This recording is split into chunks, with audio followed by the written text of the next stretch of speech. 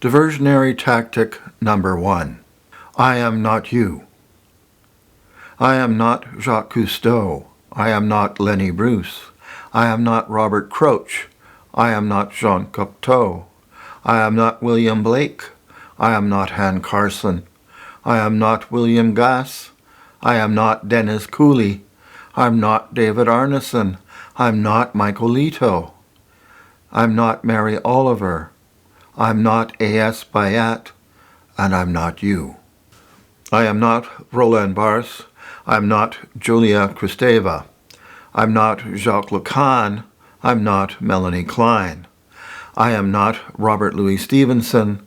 I am not H.L. Mencken. I am not Jean-Paul Sartre.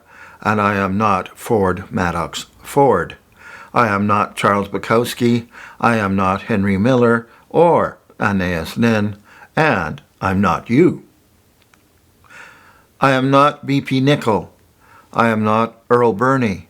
I am not Gump Worsley. I'm not St. Augustine. I'm not Euripides. I'm not Richard III. I am not Queen Victoria. I am not Leonard Cohen. I am not Saul Bellow. I am not Philip Roth. And I am not Irving Layton or Mordecai Rickler. And I'm not you. I am not Napoleon Bonaparte. I am not Lord Nelson. I am not the Duke of Wellington. I'm not Thomas Becket. I'm not Samuel Beckett.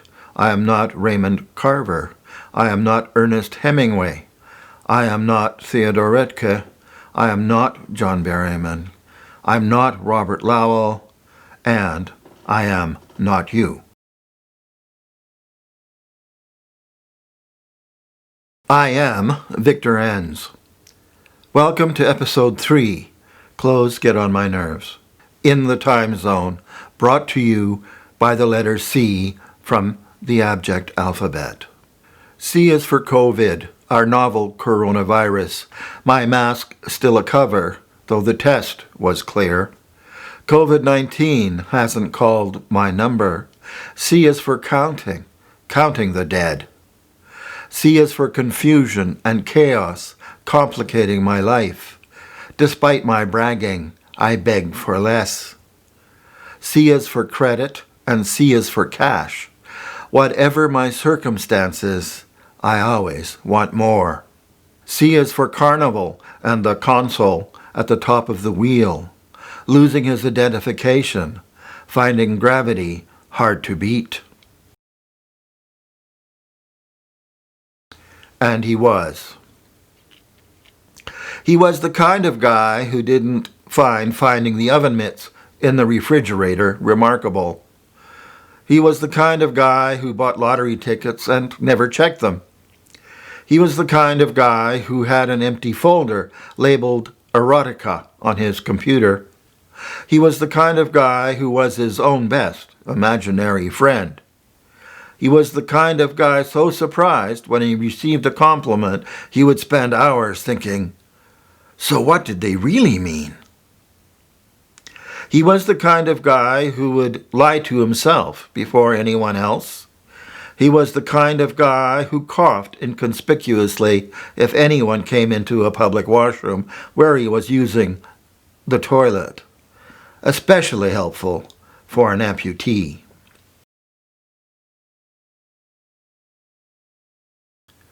From Pieces of My Mind, or My Body in Parts. My left hip. And then, in 1969, we moved to the city. I wanted to move to the city. The city was sophisticated, and the country town was not, or so I thought. I often felt unsafe unless bunkered in our new bungalow or locked in the car. I was hoping to start over and find some like-minded young people. And then my left hip hurt already in July. I went to the doctor several times in August, who couldn't find anything wrong. So the diagnosis was I was having adjustment problems, trouble fitting in to my new urban environment. Maybe this is the first time my parents believed there was something not quite right in my head. Of course I was having trouble fitting in. I had started using the cane my parents had brought from Germany to help me walk. The kids in the new school thought I was a nutcase. Turns out they may have been right. What they were wrong about was my hip. And then after one pitiful crawl home from the bus stop, I was put on the bus to see the doctor the next day. This time he did one simple test, trying to move my left heel to my left buttock, and then sent me for an x-ray and admitted me for the very first of my 3 surgeries at the hospital next to the river. I had a slipped hip. The pain my parents had ignored for the better part of 3 months was real, after all. This one I thought they owed me, one for which I did not have to blame myself.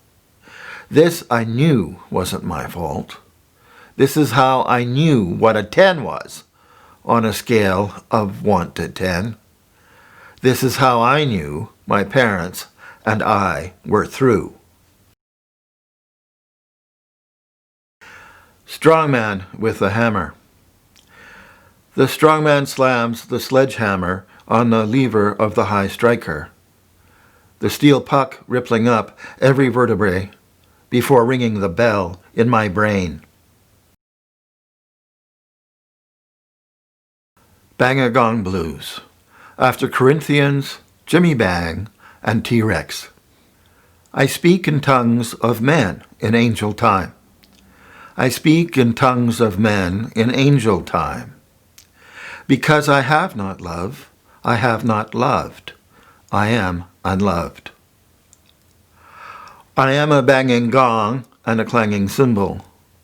I am a banging gong and a crashing cymbal. Because I have not love, I have not your love, I am unloved. I know every truth and have the gift of prophecy. I know every truth and have the gift of prophecy. Because I have not loved, I have not your love, I am unloved. I dole out my possessions, give my body to be burnt. I dole out my possessions, give my body to be burnt. Because I have not God's love, I have not love, I am nothing.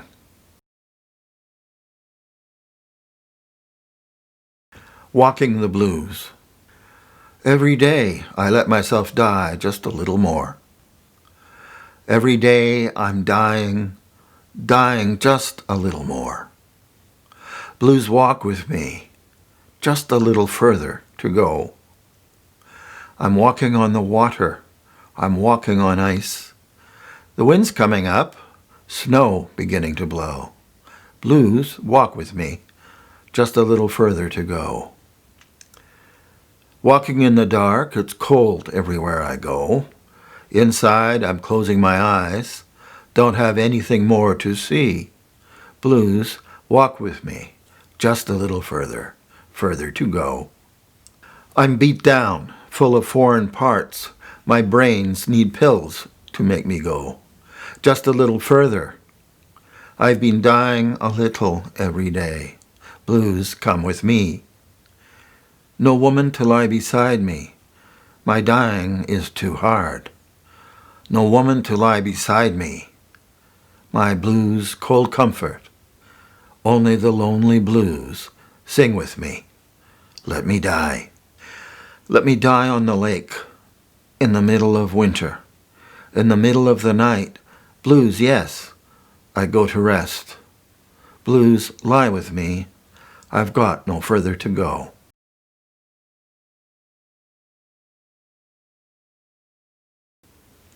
Clothes get on my nerves. My sciatic nerve, particularly. My back is degenerate, like mortal and pestle, grinding my cartilage to dust. The nerves make me squeal. Any belt or waistband draws the pain into my groin. Be aware of the naked man, resting spread-eagled on 400 thread count white cotton sheets, me filling the queen size with my nakedness and pain.